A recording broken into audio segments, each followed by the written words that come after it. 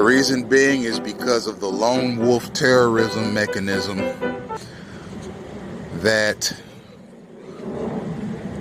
was started by Timothy McVeigh, the Oklahoma City bomber. A person who is alone most of the time can be considered to be a terrorist threat because of the lone wolf terrorist phenomenon. Now, what is a lone wolf terrorist?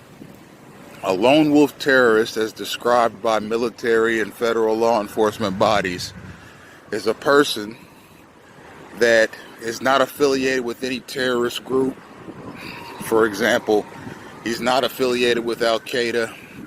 He's not affiliated with ISIS. He's not affiliated with ISIL. He's not affiliated with any far-right terrorism groups. He's not affiliated with any far-left terrorism groups.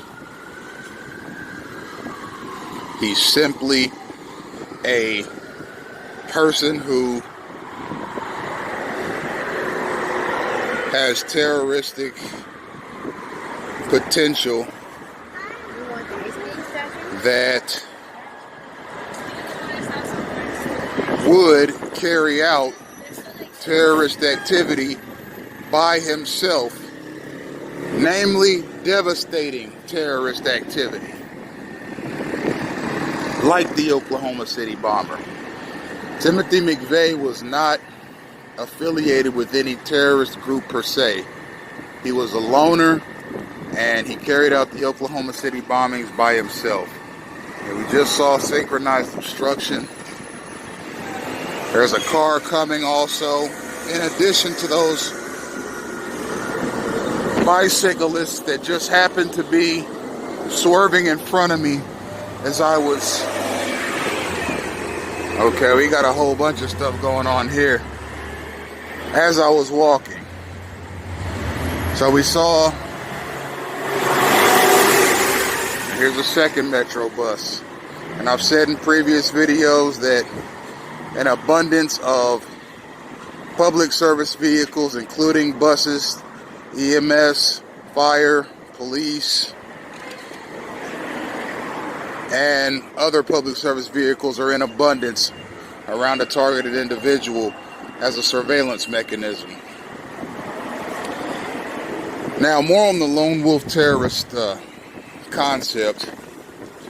It's a person that can cause a lot of damage, a lot of carnage, and a lot of bloodshed by himself, not as a part of any orchestrated terrorist activity. Now, we saw some of that right here in South Florida at the Marjorie Stoneman Douglas High School in Broward County, when Nicholas Cruz, a 17-year-old high school student, took a high-powered rifle into the school and killed 17 students before he was later apprehended by the Broward County Sheriffs at a Burger King that was close by. Now, why is that important? Because people like Timothy McVeigh, people like Adam Lanza, a Sandy Hook killer who by himself went to Sandy Hook Elementary School with a high-powered rifle and killed 26 children. And people like Nicholas Cruz exemplify the lone wolf terrorist concept. They acted alone because they were loners naturally, and they caused a whole lot of bloodshed and carnage by themselves. So what various military, law enforcement, and semi-law enforcement agencies in the United States have done, especially since Timothy McVeigh back in 1994,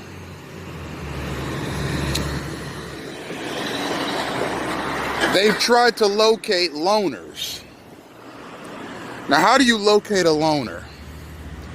Well, you find out about a person through their family and through people that allegedly know them best. That's synchronized obstruction of movement right there.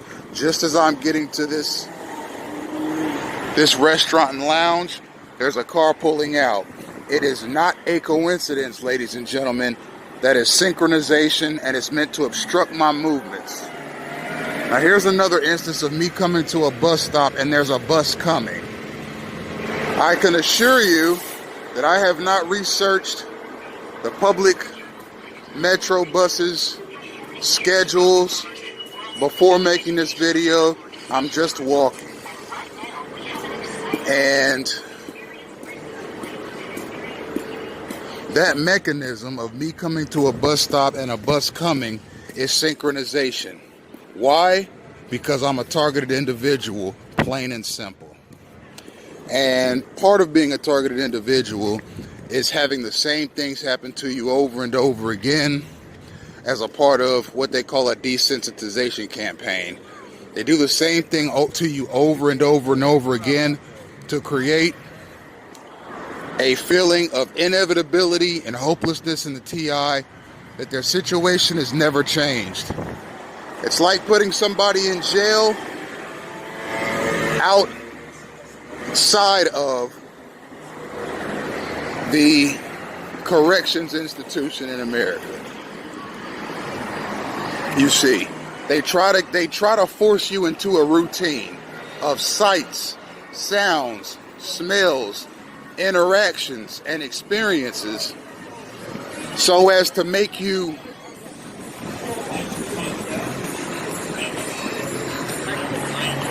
accept what's happening rather than try to fight, expose, and get out of it.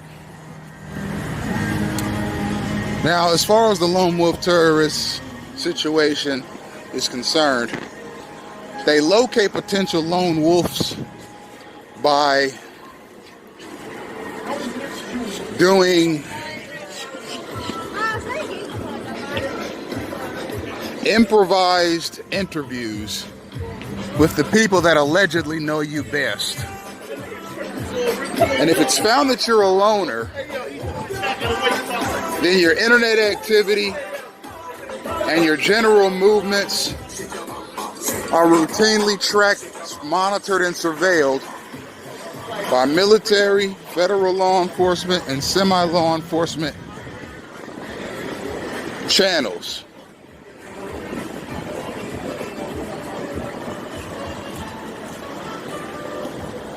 If your internet activity is found to be alarming, and your general day-to-day movements are found to be alarming, and alarming is very vague, then you could be put in a gang-stalking campaign as an allegedly preemptive measure to keep you from carrying out some sort of a terrorist act. Now, it doesn't matter if your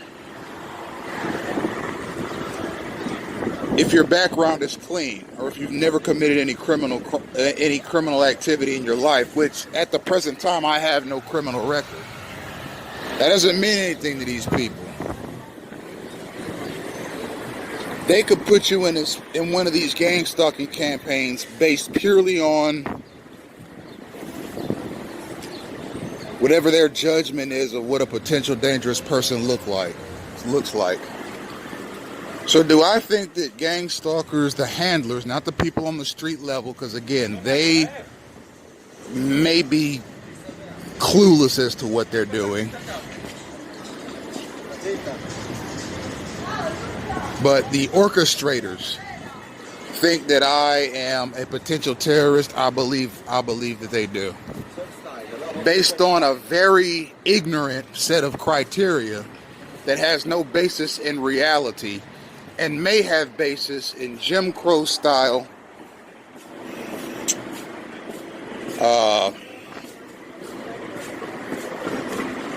targeting and selection practices, and with Third Reich style harassment mechanisms.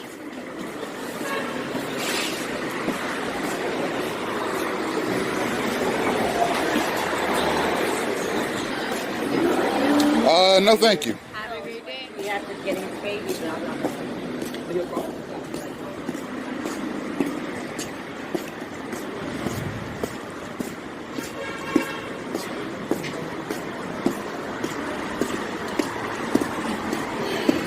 As you can see, there is never a clear path.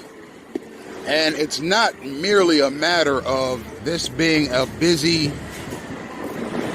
street on a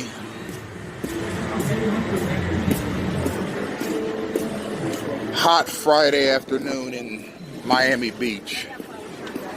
Okay, as you can see, this person that's in front of me, more synchronized obstruction.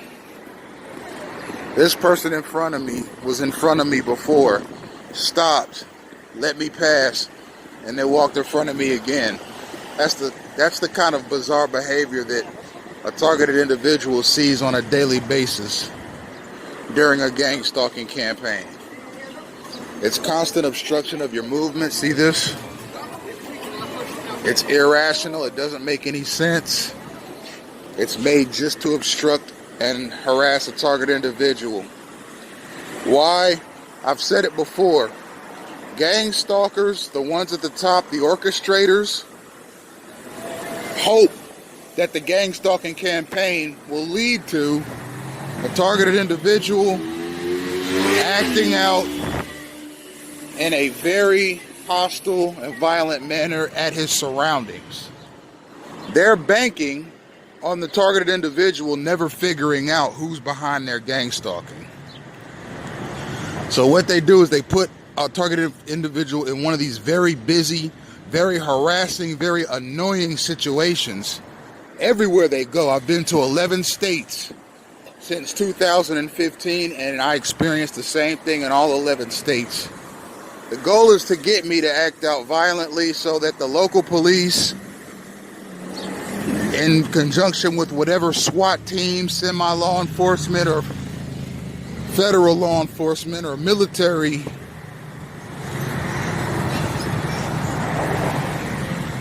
wing, can jump in, shoot me dead, and then turn around and say the gang stalking campaign was a success. See, we told you it was worthwhile.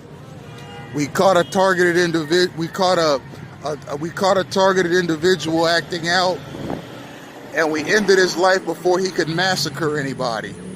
What we do is a success, and what we do has value to national security. No, it's a false flag, black flag harassment operation that's made to provoke hostility in a person.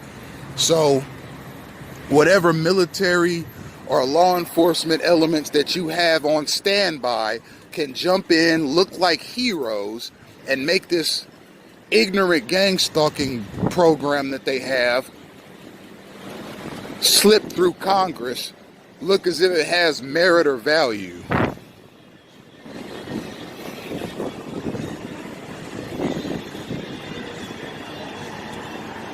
And you'll have to excuse my slight impediment in my speech. I have a swollen left molar, which resulted from a broken tooth that I've had a really difficult time getting fixed or getting pulled, because no one in South Florida apparently takes Medicaid. I've called 15 different dentists, and they all tell me that they don't care, that they don't provide service for those with Medicaid. I went to the Mount Sinai emergency room in Aventura, Florida. It's been over a month ago now, to see if they had a dentist on standby or any staff at all that had knowledge in how to extract teeth. Because this tooth is a constant source of discomfort for me. And they didn't. They referred, and as a matter of fact, on my discharge papers, they didn't even acknowledge that I had a broken tooth. I'll show it to you right now. Hold on.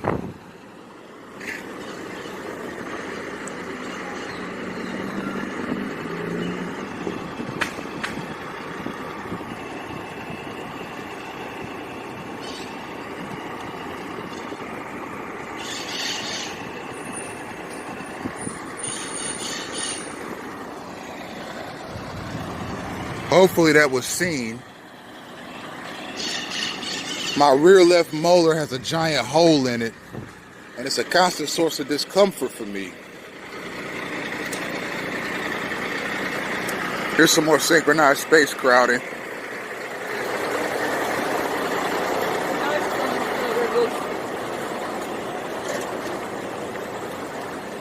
And as a matter of fact, the doctors and nurses at the Aventura Mount Sinai didn't even acknowledge that I have a tooth with a giant hole in it from breakage. They said that the reason for my dental visit on my discharge papers was simply dental pain due to poor dentition. And the reason that diagnosis was so ignorant is because poor dentition means that your teeth grew in funny, or that your teeth are not set properly in your mouth. And I've had all my wisdom teeth pulled already, back when I was a teenager. And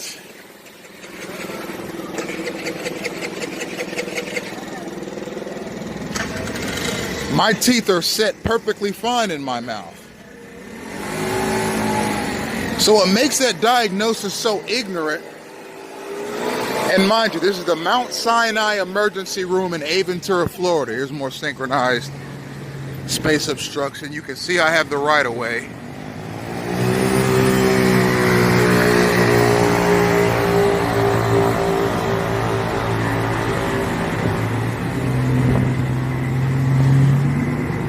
Well, it's a little dim, but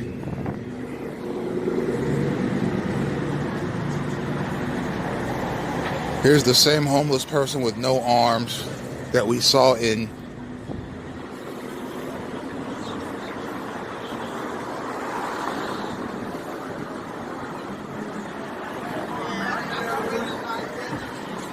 Gang-stalking in Action Part 14. Again, that's something that you see in gang-stalking. You see the same people over and over and the same sites over and over. And it's not a coincidence that I saw that guy before in my Gang-stalking in Action Part 14 video, and now in Gang-stalking in Action Part 15, we see him again. Okay? It's called desensitization. And here's another police vehicle. I said before the video even started we'd see them.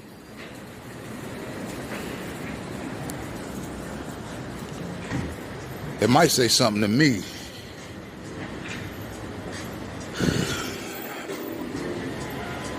Because in Sunny Isles Beach, Florida,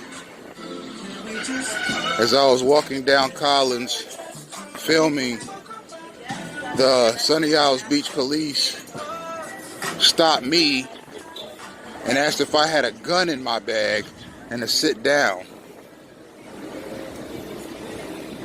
on the sidewalk. So, again, that was synchronization.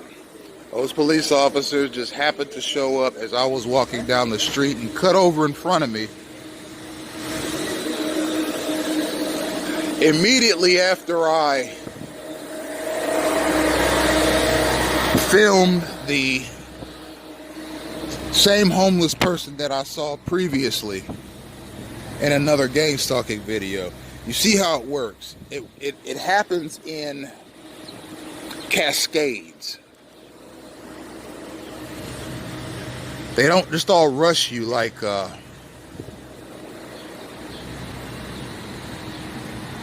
bunch of motorcycles coming at you at 100 miles an hour. It happens in cascades.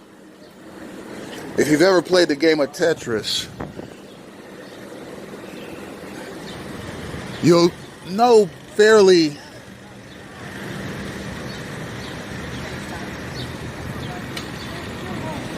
easily what a cascade is. Okay, I'm going to cross over into Ocean Drive. You can find out fairly easy, and this is more that obstruction that I was talking about. You come to an intersection, there's a car coming, and it gets way too close to you for comfort, despite whether or not you have the right of way.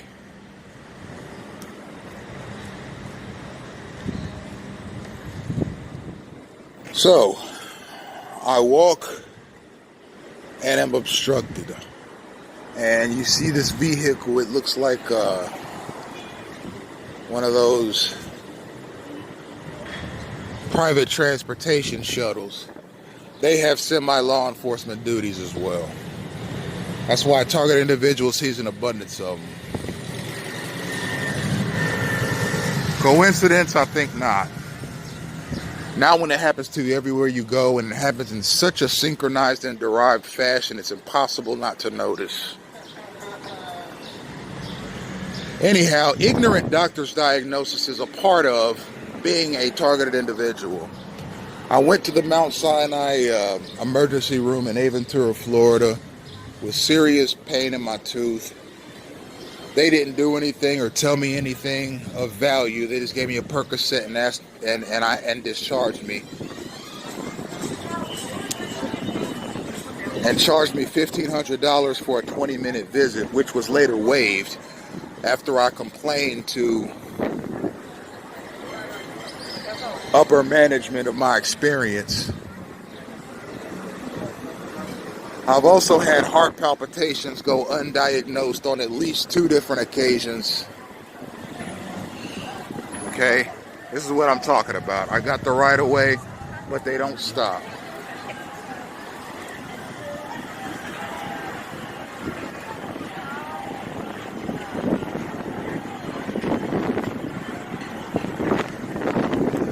So I've had heart palpitations go undiagnosed on at least 2 different occasions. I had my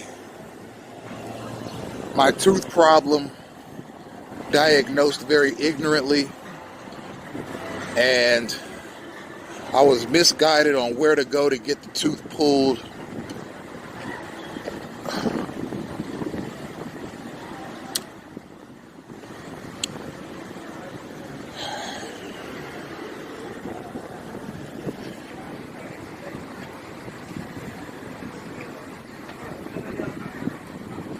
And really, every time I've ever gone in front of a doctor while being gang stalked, the experience has been horrific. Okay, and another way a person is gang stalked is by people trying to paint them as mentally unstable. Now, it's difficult for people who don't know you very well, and I don't have any real acquaintances or friends in the world. Okay, it's been like that all my life, and I'm starting to think that it's because of the gang stalking mechanism, because of my inheritance. That's another reason that a person can be put in a gang stalking campaign. But anyhow,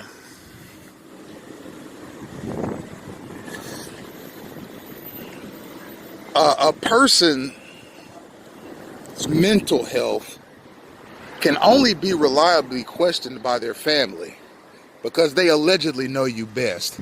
But if your family has an agenda and they themselves are gang stalkers or involved in gang stalking activity, then of course they're going to question your mental health.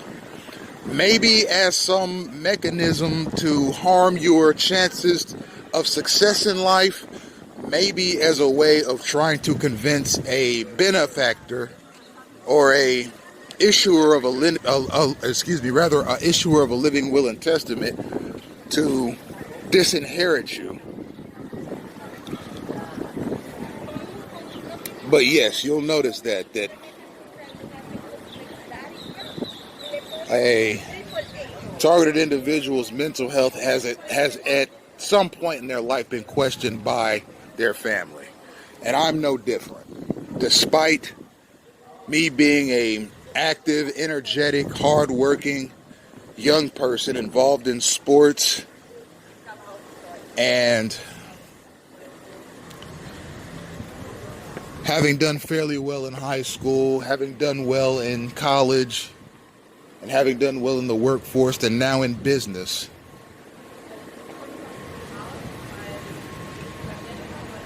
my family continues to create false narratives concerning my mental health. And they are lies, they're untrue, and they're slander. I consider it slander at this point.